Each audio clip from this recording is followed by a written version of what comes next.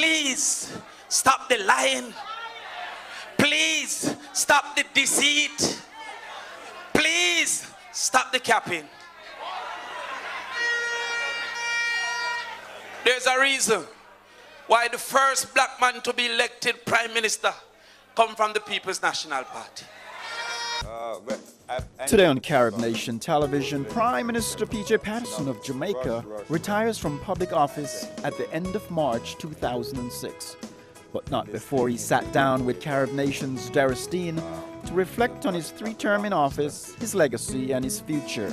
He retired as Prime Minister of Jamaica in March of 2006. It is uncharacteristic for a Prime Minister to demit office while in power.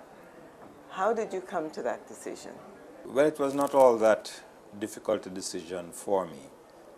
When I was leading the party into the last elections, seeking our 4th consecutive political victory, I indicated that I would not be completing the term of office.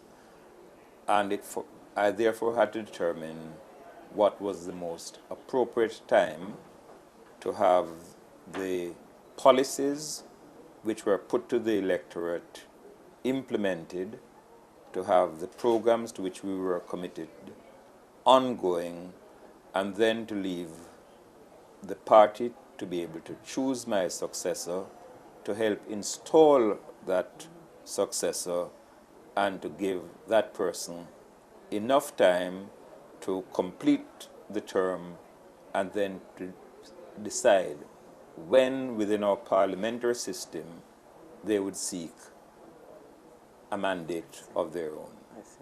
So it was well planned. Very well planned. What would you consider your greatest achievements and your greatest disappointment while in office?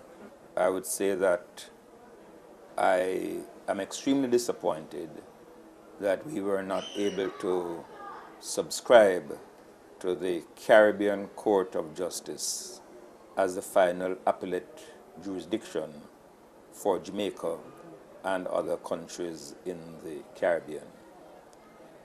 Internally, we have had to wrestle with the problem of the maintenance of law and order in all sections of our island, and dealing with the consequences, particularly of drug trafficking through Jamaica and the wave of violence which has occurred in certain particular areas. In terms of successes, my greatest pleasure is the extent to which we have been able to transform the economy to build a competitive market economy. And we are now beginning to realize the fruits of it in terms of the levels of new investments and job creation that have been made possible. I'm also very pleased at the improvements in the social indices, in health, in education, in the provision of basic amenities, our roads, our water, our electricity supplies. We have decided that although greater access exists to our educational system, we need to transform the whole education system to ensure the requisite quality, the provision of the skills which are necessary in today's period of global technology. And I think we have started on that path. I think our progress is almost irreversible. And I'm very pleased that the person to succeed me is one who has been a part of the team for the last 16 years, a person who obviously will help to focus on some of the social issues which arise that will help to make us the kind of caring society that all Jamaica would want to be. We have achieved progress in a number of practical areas, but I think there's much work that still remains to be done.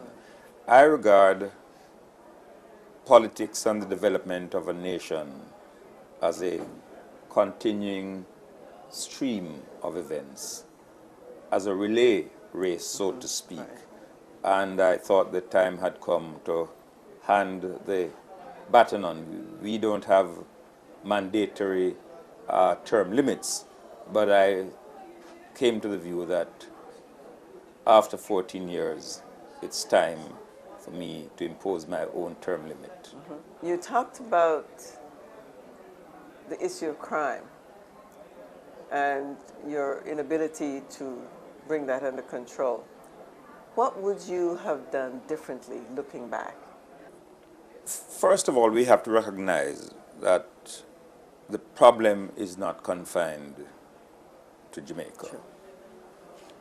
And we have to treat it as a problem of international concern, while each nation, with the appropriate cooperation, will have to develop specific programs. I think we now have in place all the ingredients to deal more effectively with the problem, particularly of capital offenses. We have improved the technology.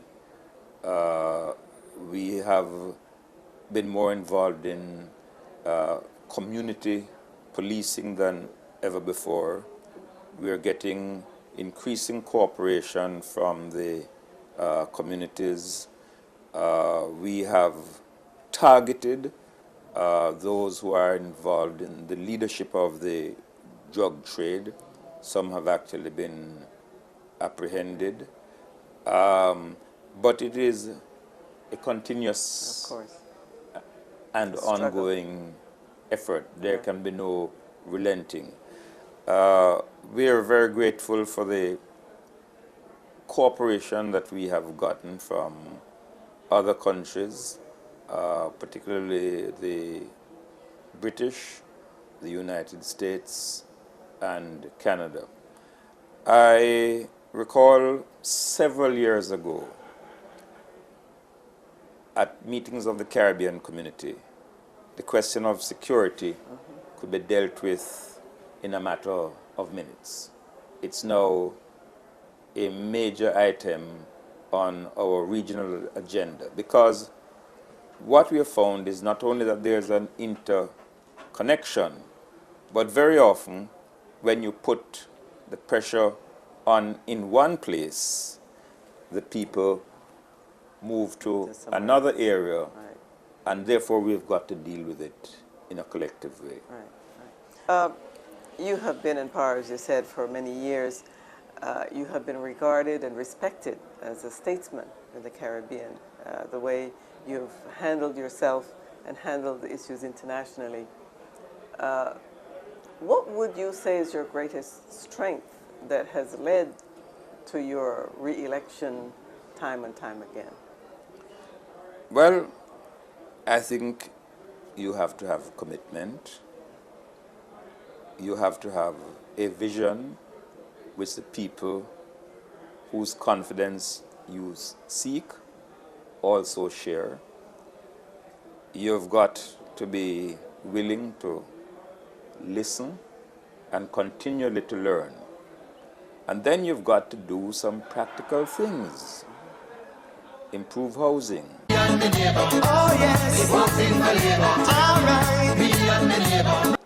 Access to water.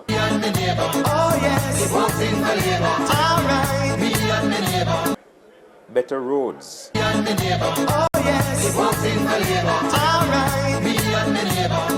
better education facilities.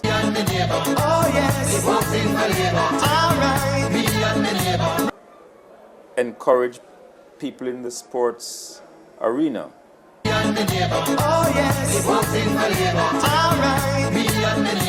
You've got to manage the economy in a way that keeps inflation under control.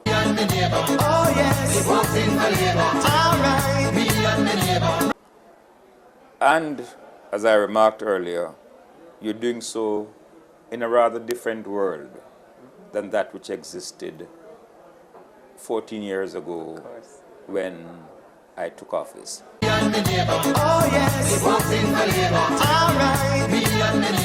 We're faced with some major challenges in international trade arrangements, such as what has happened to our sugar and our bananas as a result of WTO rulings.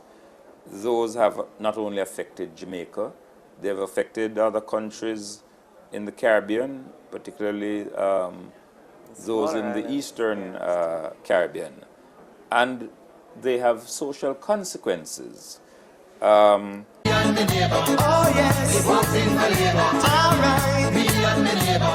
So it's been quite a challenge. I think we have put Jamaica on the Caribbean on a sound footing where we can concentrate on those areas where we have a comparative advantage. We have all liberalized our economies. We're all putting an emphasis on educational opportunities.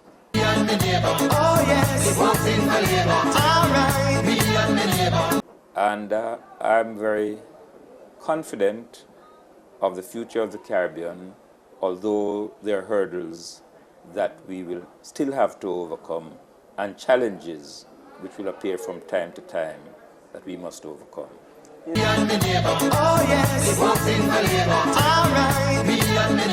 were one of the first leaders to embrace the diaspora and utilize or harness that power.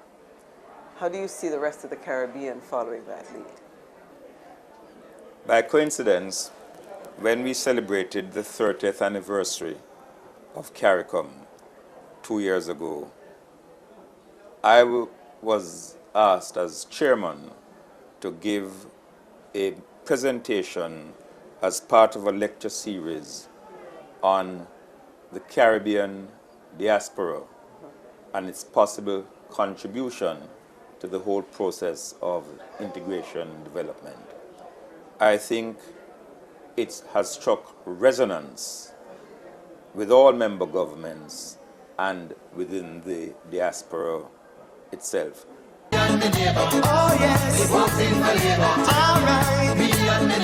And perhaps the time has come when we who belong to the Caribbean diaspora must see ourselves as such and pool our efforts together rather than seeing ourselves purely as Guyanese, Jamaicans, Barbadians, Belizeans, and the like. It doesn't mean, of course, that we might not wish to make a particular contribution to our homeland. But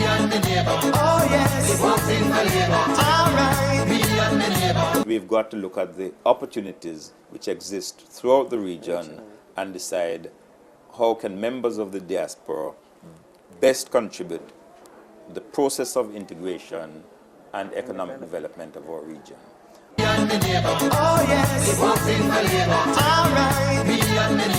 What do you want your legacy to be? I think that's for historians to determine.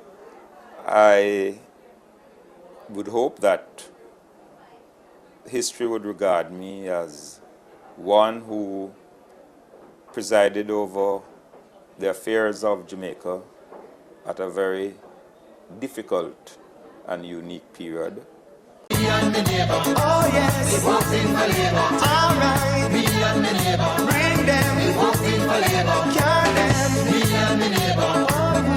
As one who helped in the Caribbean to fashion a regional response that would enable us to survive and to compete, and that I have always maintained that the most important thing is developing a society where everyone is allowed to reach his or her potential. We in the Caribbean are gifted. We are creative people, and we cannot lose the value of that in the world of today. As we now give Labour right no idea for keep we in our opposition, we are going to give the ideas when you have a choice to make between us and them, so you can decide that this is the party that will move the country forward and make your lives better. So tell them they must wait just a little bit longer.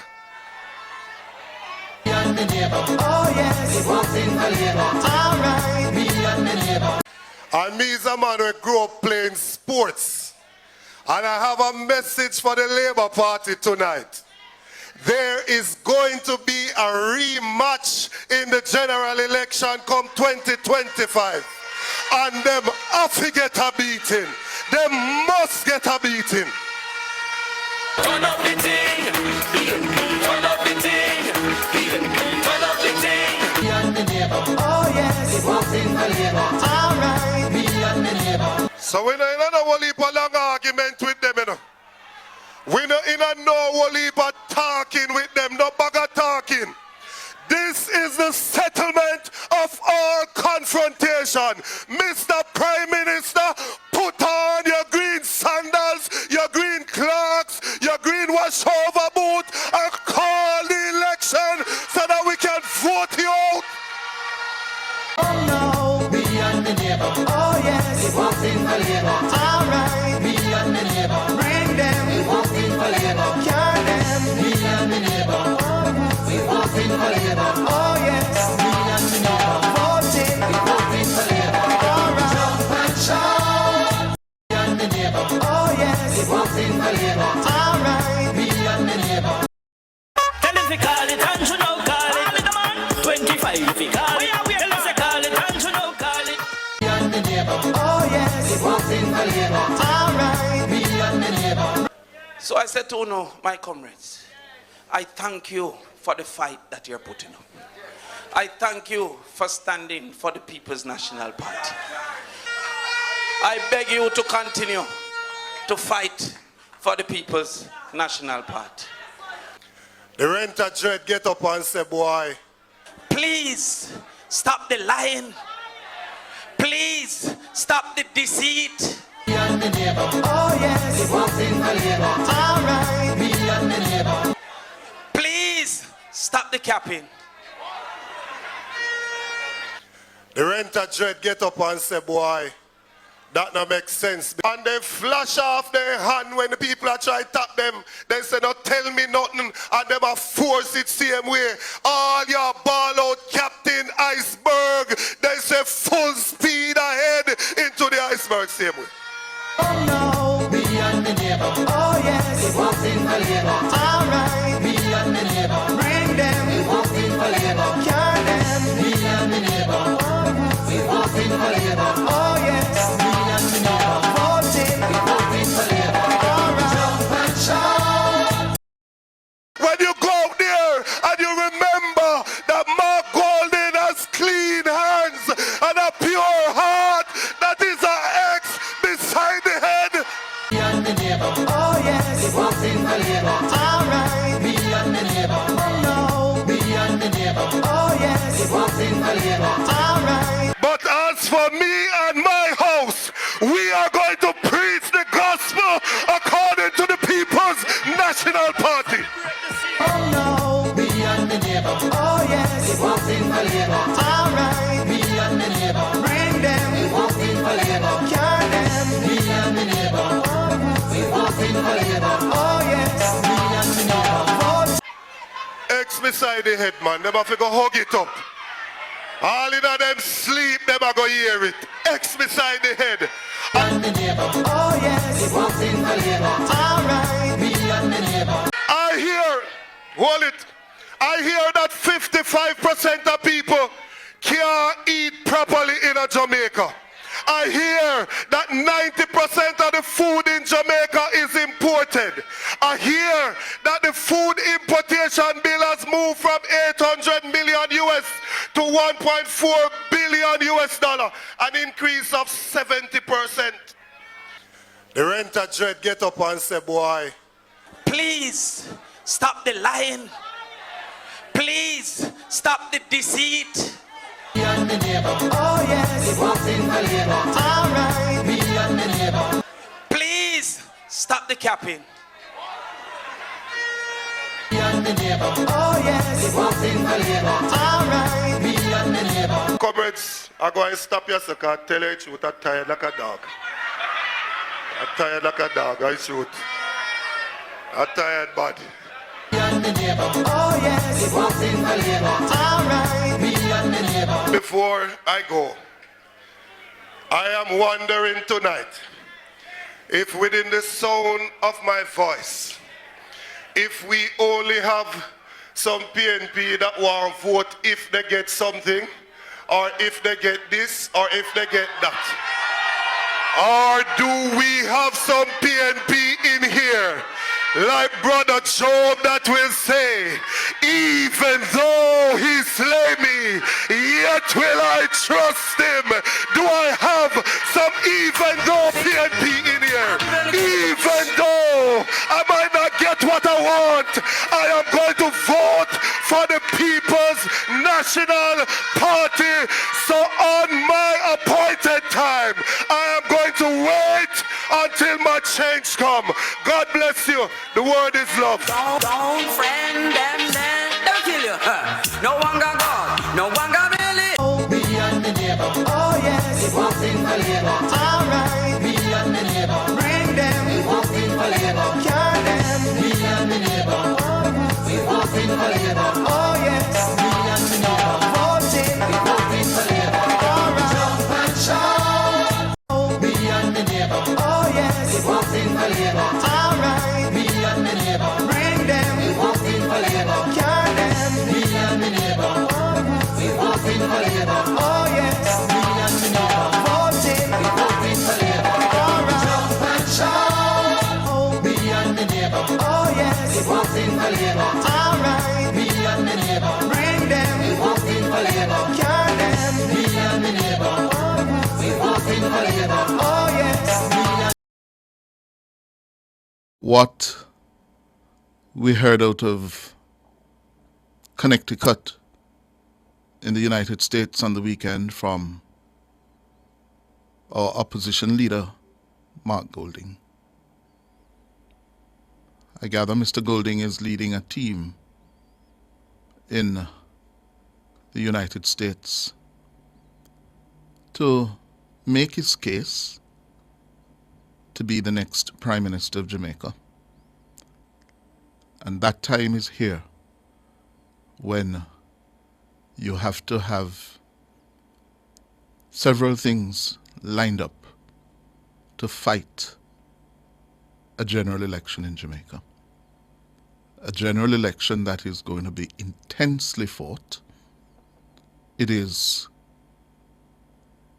going to be extremely competitive. The stakes are high, certainly where Mr. Golding is concerned. If he doesn't cross the line in front of Andrew Holness, his time as leader of the PNP is done. Only winning will be good enough for him. No prizes for running second. Ladies and gentlemen, comrades all, and of course my sweet Labourite friend.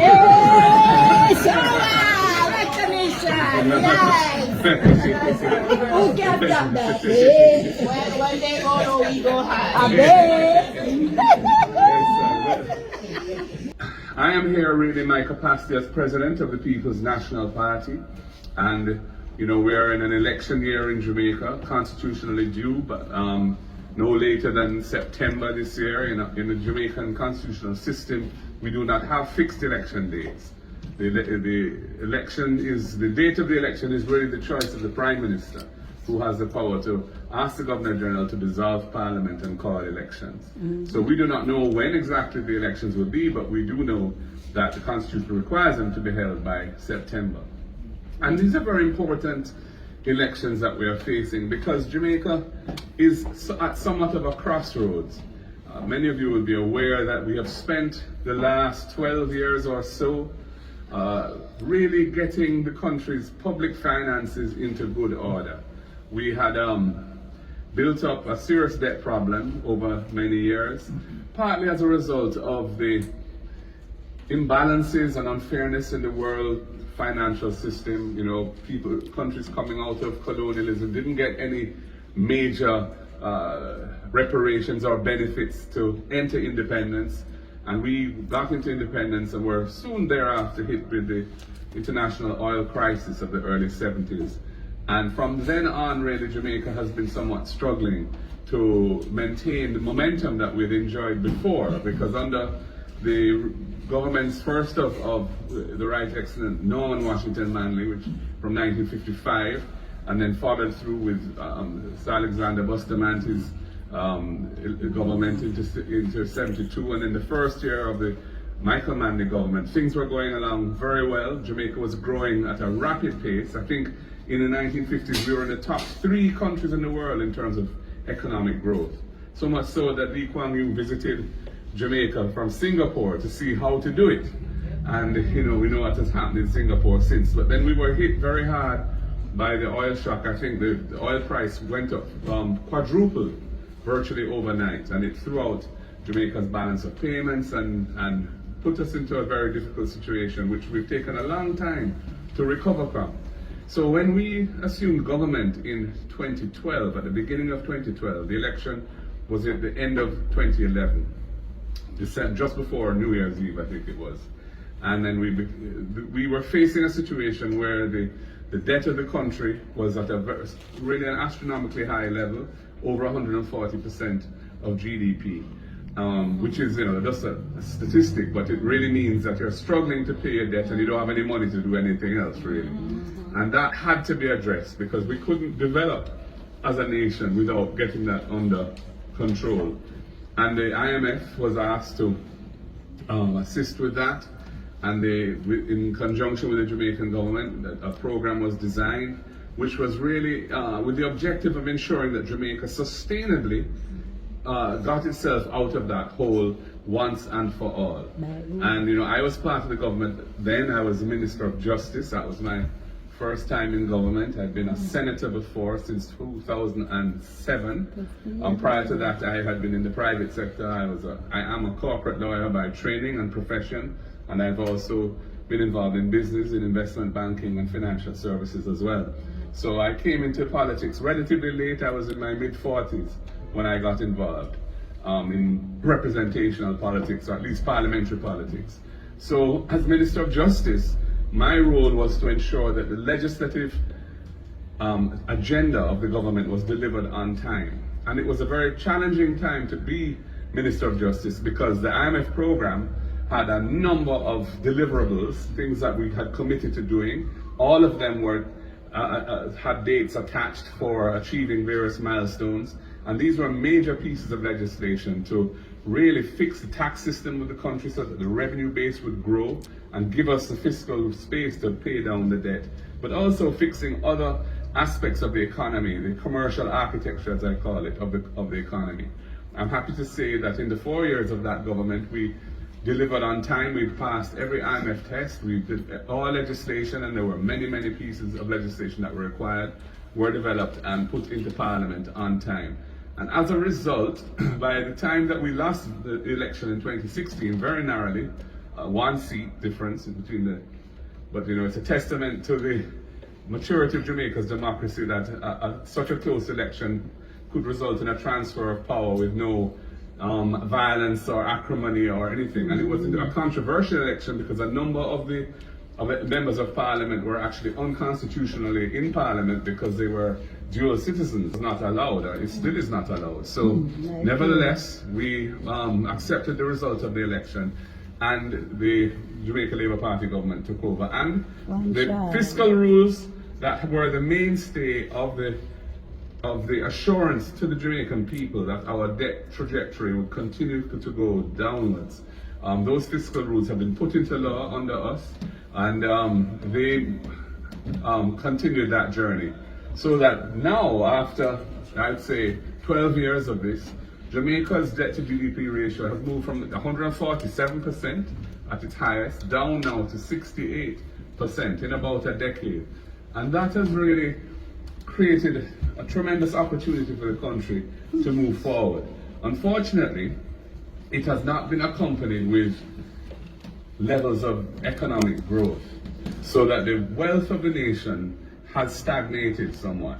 We are seeing, for example, last year, 2024, we actually had negative growth. The economy shrank.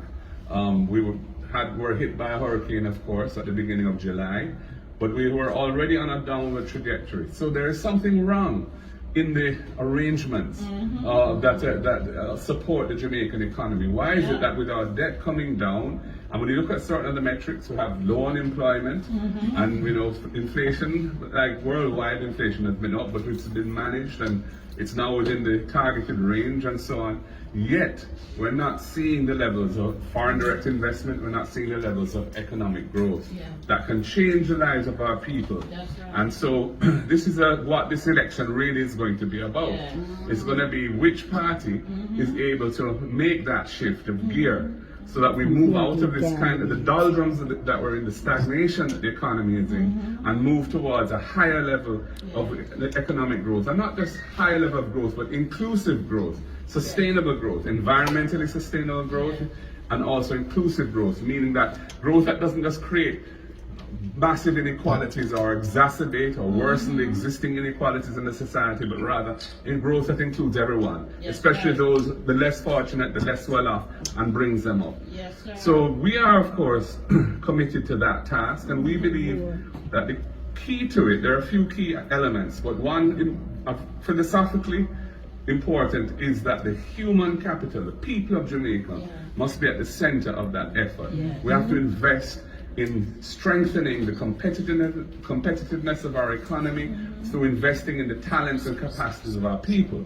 And this means that the education system, which has some real problems, especially at the primary and pre-primary levels, we need to really set that right. And it's one of the aspirations and goals of the People's National Party that we will deliver Jamaica as having the best pre-primary and primary system of education in the region. We want, right now we're at a place where over 30%, 3 out of 10 of Jamaican primary school children who leave primary school at age 12 and go into secondary school can't read and write, can't do arithmetic. And of course they are going into a secondary school system which assumes that they have those basics in place, so there's no proper remedial program for them. And that, of course, means that by the time they finish, they didn't have the basics, and they aren't able to handle the secondary school work. They leave school eventually, either drop out or if they finish, and they don't have, there's not much for them to look forward to in life. And many of them end up on the corner, and they get themselves into all kinds of problems, and this feeds into the problems we have with crime and violence and what have you. So we have to turn off that pipeline, so to speak, and fix it so that that 30% is eliminated as a statistic, and we have as close to 100% as possible of our children who leave primary school literate and numerate. And it can be done. It can be done. And that is our principal goal. We also have to increase the competitiveness and productivity of our economy. Jamaica's productivity has been falling over many, many years. And so that is why you can see that, despite there being low unemployment, nevertheless, there's virtually no growth, because the generation per person, per worker, is not what it should be. And this means that we have to really strengthen the training aspect of our economy. We have HART, which is the Human Resource the state training agency. But there's a feeling that HART needs to be re-engineered because it's not really training for the future. Even for today, it's too backward looking in what it's training our youngsters to do.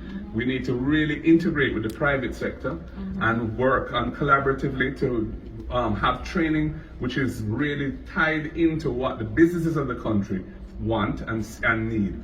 So we have a plan to match each dollar of investment in training that any private company, private sector enterprise undertakes. We will match it dollar for dollar from the state resources in training. And that will expand the private sector led training, which is typically practical and thought through about making sure that these workers can provide the kind of support, do the kind of tasks that business needs. So this is another area which needs significant attention as well. Agriculture is a vital industry for Jamaica, and it has been treated for far, far too long as a kind of poor cousin. It's not treated as sexy, you know. It's like, and the image of agriculture in Jamaica is one where a lot of young people don't want to get into farming because they don't, think of it as, you have to get dirty and, But the truth is that Jamaica has tremendous competitive advantages in agriculture. We are blessed with a soil and climate that makes things grow very well there, and the produce that we have in many areas is the best in the world. So we have wonderful coffee, wonderful cocoa, ginger, Sea Island cotton, and so on. Scallion, Scotch bonnet pepper, thank you, and other, etc. And of course the good old ganja, which is increasingly being recognized around the world for its medicinal benefits as well. So we have great potential, but we just haven't got the necessary arrangements in. So we really need to support our farmers in a major way. We need to. Right now, it's very difficult for farmers to access loans. We have to. The PC banks are not really working as they should. They become. It's very bureaucratic and difficult to access a loan as a farmer. The requirements are beyond and above what many farmers are able to meet. So we really have to re-engineer that and ensure the flow of credit into the agricultural sector so that farmers have the working capital to do what they have to do. And we have to support them with investments in farm roads. The road network in Jamaica is in very poor condition at the moment. And farm roads are perhaps the worst of the worst. And so it's very challenging for farmers to even get their produce out or to get things in, fertilizer and so on. And we need to ensure that there's adequate storage and cold storage, because where there's surplus production, it shouldn't be allowed to spoil and it shouldn't have to be dumped on the market, which collapses the price and means that the farmers end up sustaining losses. So agriculture needs a great deal of attention, and we're very committed to it because, as the pandemic showed, food security is a real issue. You can't assume that the supply chains that you're accustomed to will always be available, because shipping can be dislocated, ports can be congested, ports that you can find that you just can't access. War, geopolitical issues, the war in Ukraine pushed the price of wheat and other agricultural commodities much higher and became less affordable. So we need to ensure that Jamaica is able to produce much more of the food that we use. When we last were in government, in 2016, we were importing about, I think it's $800 million US worth of food from abroad. It's now more like $1.4 billion, So it's a great opportunity for Jamaica to displace some of those imports. Some of those things are not things we can grow, but many of them are things that we can grow. And people get permits, and the permitting system for the importation of items in Jamaica is not a transparent system. And it's a system which I believe there's been a fair amount of corruption in it over the years. So we need to fix that as well. So these are some of the things that we see as priorities. We are blessed as well by our geographical location. Jamaica is right on the shipping lanes for the big ships that come through the Panama Canal, which, as you know, is one of the main trade routes in the world. And so that gives us lots of opportunity for logistics type services, maritime type services, ship repair, servicing ships, bunkering with oil, but also value added where intermediate goods can be brought to Jamaica and can be assembled and so on here in Jamaica and re-exported. So logistics is really an industry which we feel can take Jamaica's economy forward in a big way, because by integrating Jamaica into the global supply chain more realistically, more meaningfully, you know, you're going to have the opportunities to really generate very well-paying jobs. Part of the problem is that although we have low unemployment in Jamaica now, the jobs are very menial jobs. A lot of the jobs are earning, you know, minimum wage, which in Jamaica is like, well, it's about 100, about let me see now, it's about 14, 100, about, under 100 US a week, you know, it's the minimum wage in Jamaica, so, you know, so it's very difficult to survive, we need to generate better jobs, more high-paying jobs, and for that, as I said, we have to train our people so they can handle those jobs, but we also have to ensure that the industries that can deliver that are given the kind of support from the state that is necessary. Red tape is a big issue in Jamaica, and bureaucracy, and as I told you, I'm a lawyer by profession, and one of the roles I intend to play when we form government will be to chair a committee that really looks at all of the bureaucracy. And when I heard Mr. Golding's comments coming out of Connecticut on Saturday afternoon, I was in a state of surprise, then a little shocking, and then I said, no, let me play back this again. And I listened to it since Saturday about 10 times because I wanted to make sure that I was not misinterpreting the man. But I'm now convinced. One, Mark Golding is a man now very worried. Very worried. And he betrayed that. Since the poll results, I've been hearing the whispers that internally some people are almost in a state of panic, others depression, and the range of emotions stretch from gloom,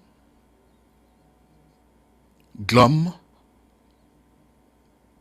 panic, and a few others trying to say, what can we do to salvage him? And the pressure is reaching Mark Golding. And he was buckling under the pressure when he spoke in Connecticut to his supporters on Saturday evening. And I'm going to play for you the clips because I think I've been watching politics for the better part of 30 odd years in Jamaica, nearly 40 now. And I've never heard a party political leader going into the intense phase of a campaign virtually came close to conceding defeat.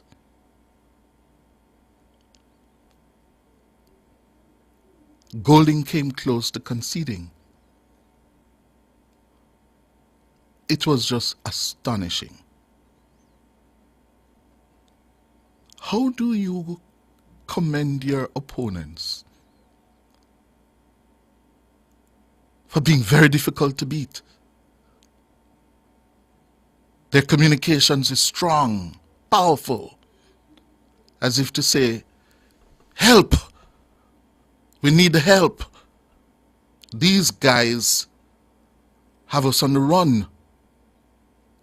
I said, what the hell? What the hell? What do you tell the comrades who are mobilizing?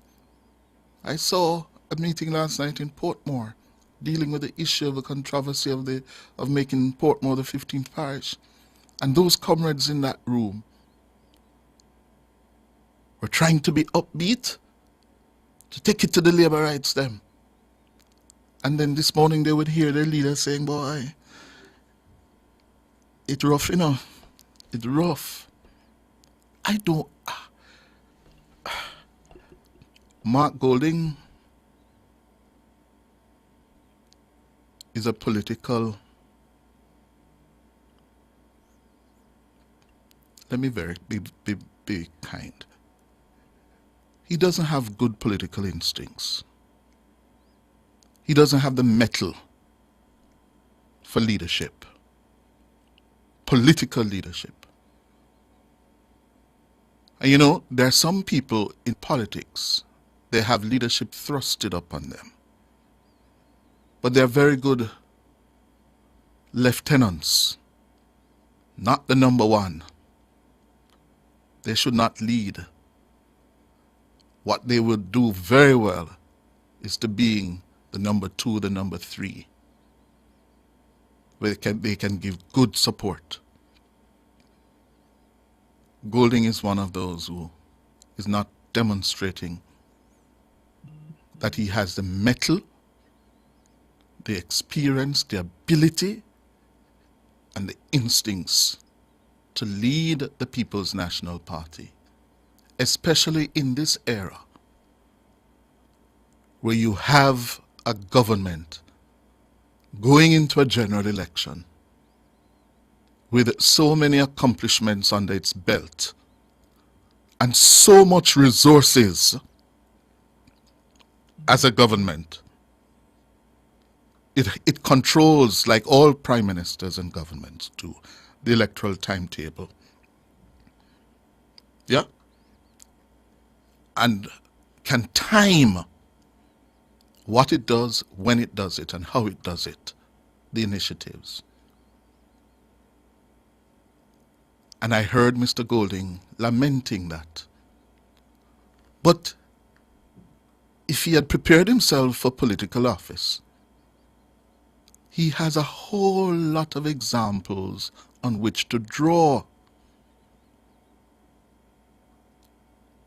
I for example, quite recall December 1983, Eddie Siaga, who was already struggling 3 years after winning power in October 1980, seizing up an opportunity, a gift presented to him by the late Dr. Paul Robertson, and called a snap election in December 1983, breaking a promise that the next elections in Jamaica would be called on a new voters list. And Michael Manley said no, he's not going to be contesting the elections on the flawed list.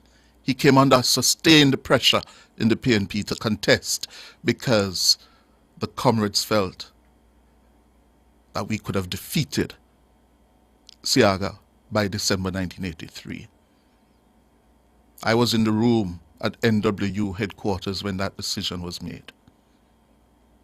People like Hughes Small said contest, and Michael said no, and he came under sustained pressure,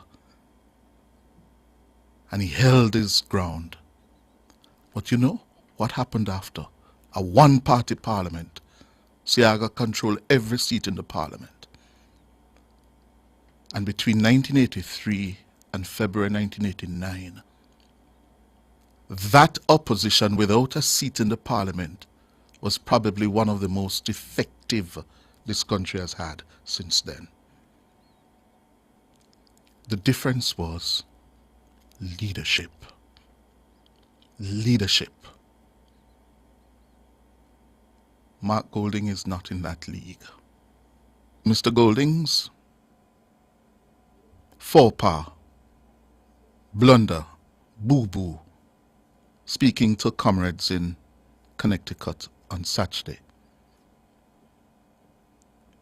betrays the difficulty that he finds himself in and the opposition party on the brink of a crucial general election. Mr. Golding, in speaking to the comrades, admitted that he and the PNP will have a very tough time dislodging the GLP from government. Yeah?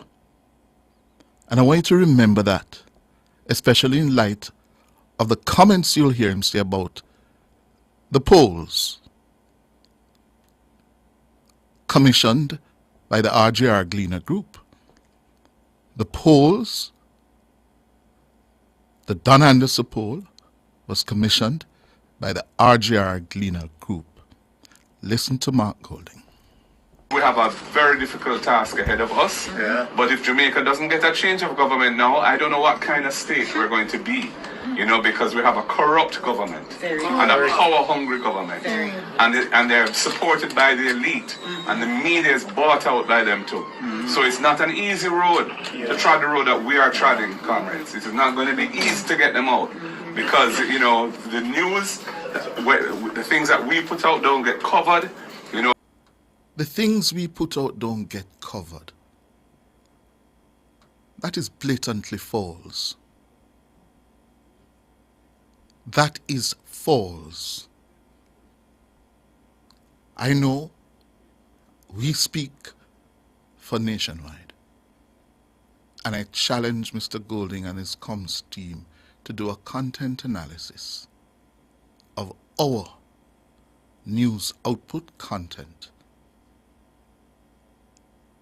And by that metric, that's false.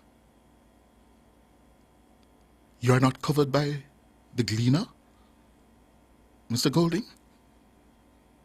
You are not covered by the RGR group, Mr. Golding? You are not covered by the Observer? Blatantly false. It's not going to be easy to get them out. The media, meaning all of us in media, are bought out by the Jamaica Labour Party. What's the evidence for that, Mr. Golding? Yeah?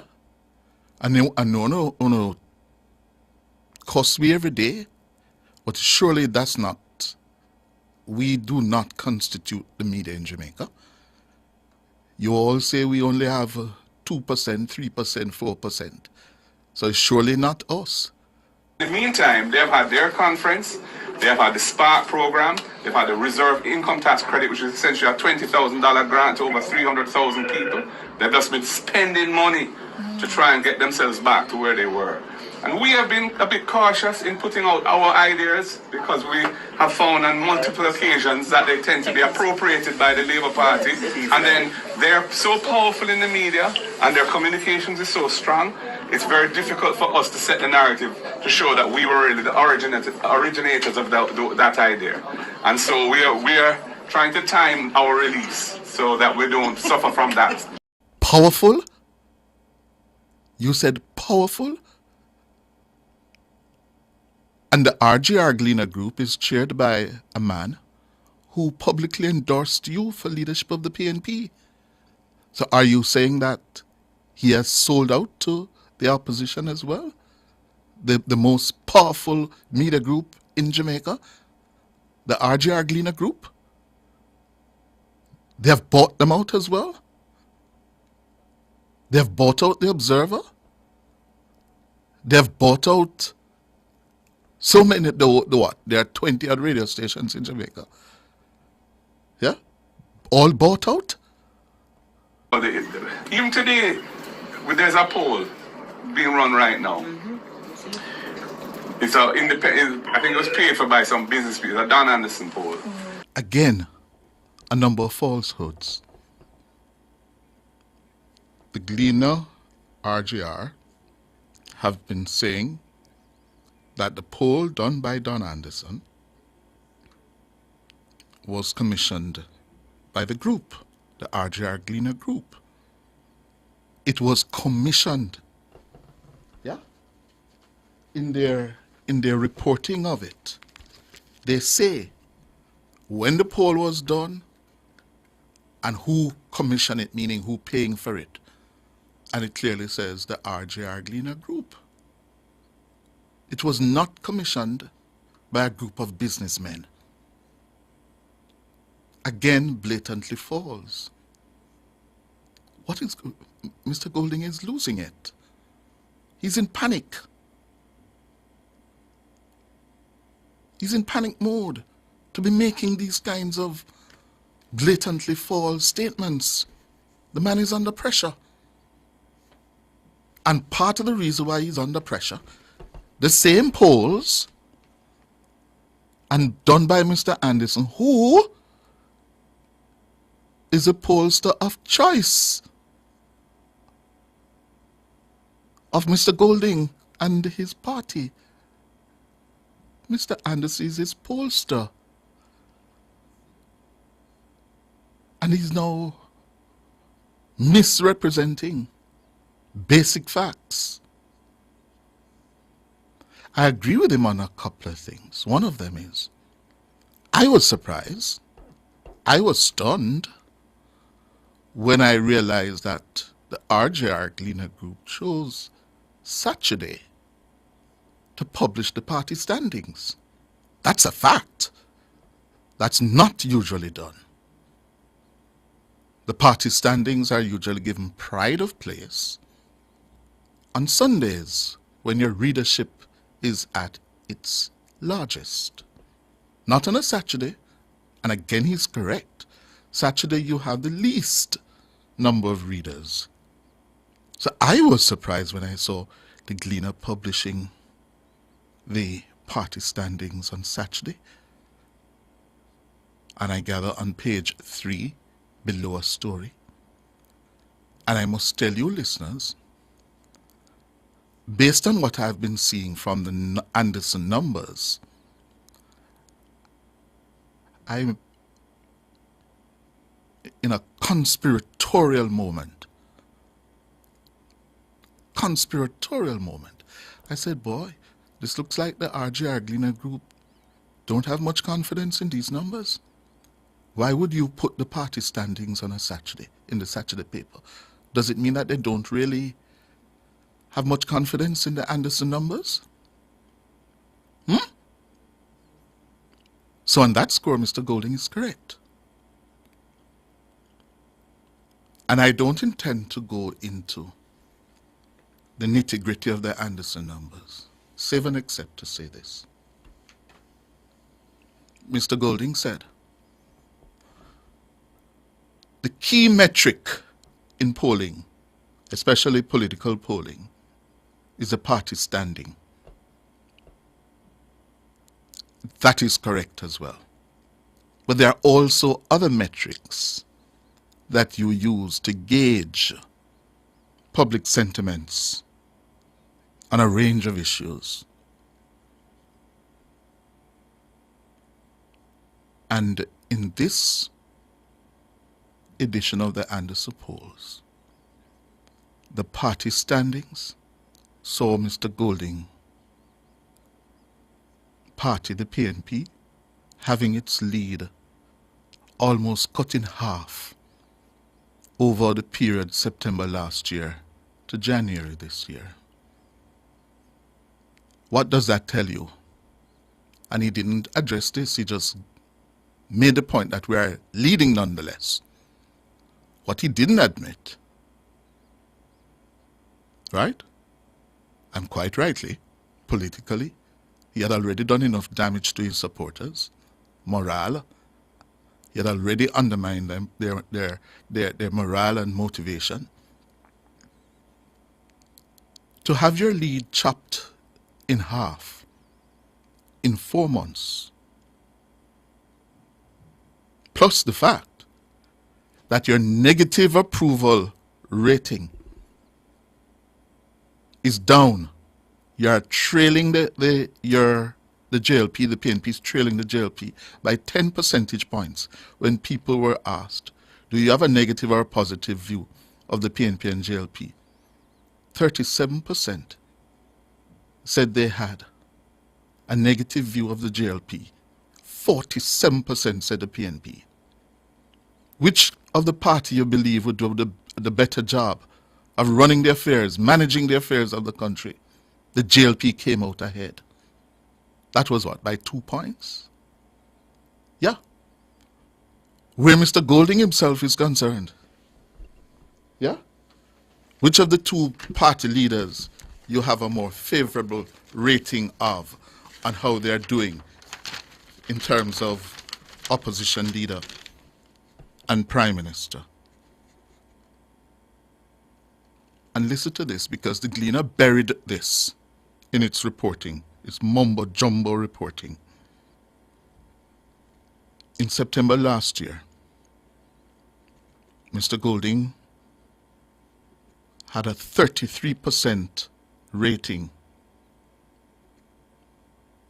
Yes, in September 24, 33% rated him as either good or very good, as against 28% for Holness, the Prime Minister. This year, Mr. Golding's good and very good rating fell, plummeted from 33% to 23%, while Holness's good or very good rating jumped from 28% to 33%. Yes. Now that is why Marky G is under pressure. That is why he panicked. He would have read those numbers. The PNP, as I told the Blue Dot pollsters when we did our analysis 2 weeks ago, the PNP has stalled. The engine stopped running. It has to find a way now to restart the engine and remotivate its people. Mark Golding, speaking to supporters in the United States on Saturday, he also repeated the claim that the PNP has been slow and cautious about sharing a comprehensive plan to address the major problems in the country. Why?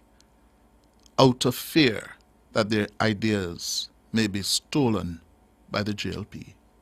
They have had their conference, they have had the Spark program, they've had the Reserve Income Tax Credit, which is essentially a $20,000 grant to over 300,000 people. They've just been spending money to try and get themselves back to where they were.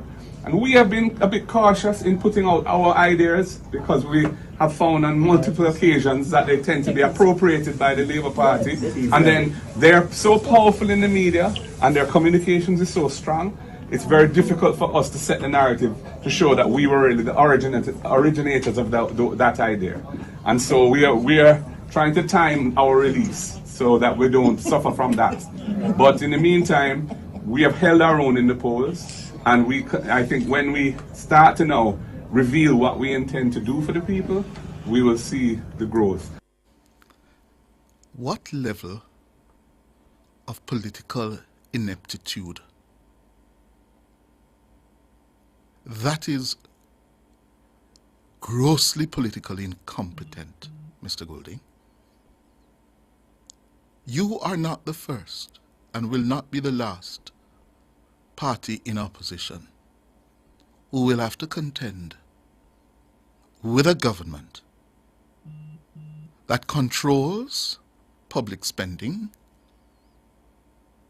that will be able to use the organs at its disposal to craft and disseminate its messages. You won't be the first and you won't be the last. Mr. Golding, you have just admitted political ineptitude. Political ineptitude.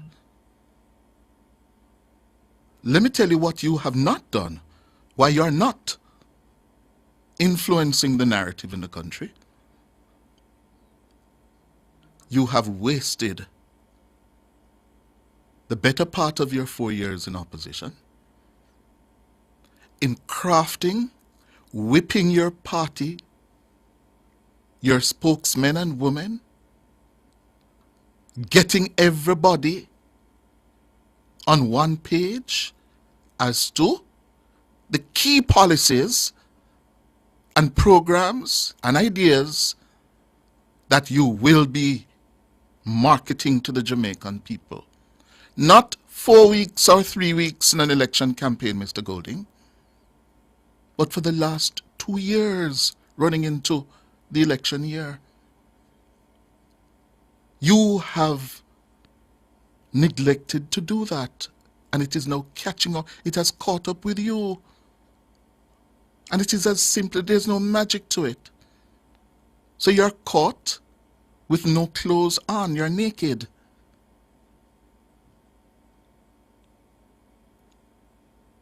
I've been saying it. The PNP has been lazy to do the hard political work because you were all hoping that you'd catch Andrew a thief, that somehow the Integrity Commission would find that he is guilty of some egregious thieving, and you would use that to ride into Jamaica House. Or that you will all trade in on people's discontent. The misery index that I've been talking about, especially in a post-pandemic Jamaica, when the economy was virtually gutted by COVID and we lost, 2-3 years. You thought you would, cruise.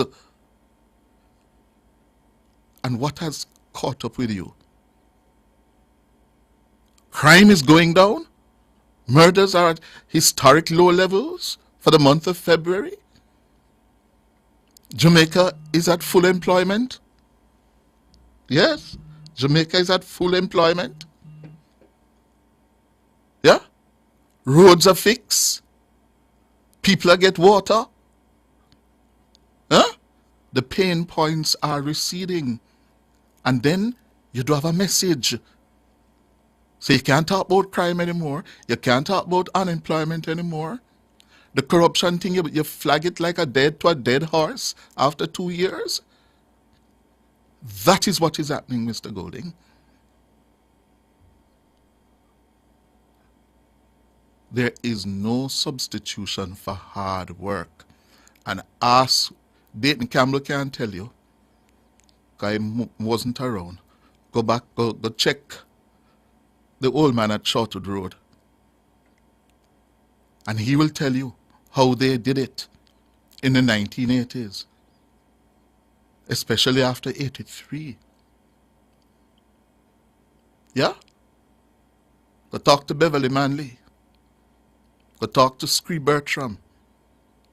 What happened to the Tony Bogues plan? Yeah, you're all sitting on it. Anyway. That is your problem, Mr. Golding. All right. Election campaigns, especially the longer they go on for, pose several risks for the contestants, in particular the leadership. Because in campaigns, you're tested. You're tested in many ways. How you communicate, the message, the timing. Timing is very, very important in politics. And you're tested in terms of your ability to organize, how to think on your feet. Yes, when to defend and when to go on the offensive. And some of that you don't learn in school. It's your natural ability and instincts as a leader to quickly read the room or the crowd or the environment or the space and respond in a way that is convincing and disciplined, staying true to your campaign theme and message. Also, bearing in mind that you are the chief marketing officer of your political party, your brand, and that you have to not only preserve and keep the shine on the brand, but also motivate your supporters, your workers, yes, your organizers. That is the job of the leader. You have to get it all together. Oh yes, we're voting for Labour. All right, me and the neighbor, bring them. We're voting for Labour.